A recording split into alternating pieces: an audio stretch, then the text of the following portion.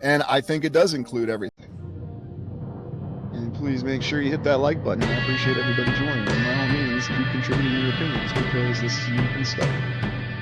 Now, there's also the concept of existence and shape and dimensions. Those are examined in alchemy, and that's been lost over the course of time. And as you go further back, you can actually find more of the references to it, which is quite true.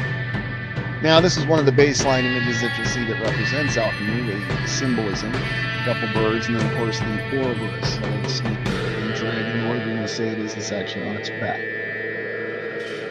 And yet, when we look at other images of alchemy, we can see that it gets a lot more complex.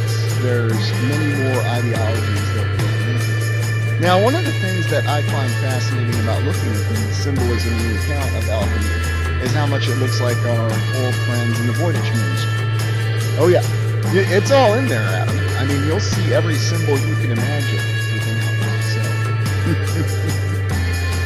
yeah.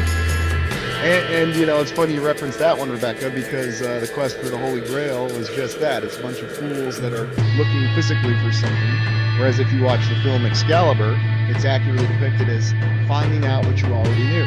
Arthur had to be reminded of what he already knew, that he and the Lamb were one. At least that's how the story comes across.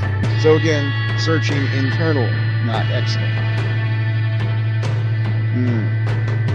Well, and are we told the truth, or do we have to seek the truth internally? I mean, that's the great question that we're always facing. Aha. And that was actually the very summation right there, Robert, the very baseline belief of what alchemy is really all about.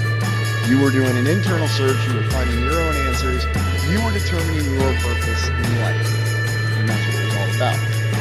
You were finding your own purpose. And there's a lot of romanticized images, and I use that word very directly, from the medieval time frame, because this is what people were obsessed with. And you saw people in all these very elaborate outfits during the time when there were famines, wars, disease, and yet there were these magicians called alchemists who could just suddenly produce you gold out of anything. And then they would give you the elixir of life. Remember Saint Germain? Remember that episode of In Search of? And then some of the other symbols where they started to incorporate it with more of a spiritual quest. And so what you're finding as you look more into alchemy is that it gets more confused and more, how shall we say, derided over time. It becomes a derivative, much like we see in all of our remakes that we have now. Good one, Merlin the Wizard. Probably an actual original alchemist.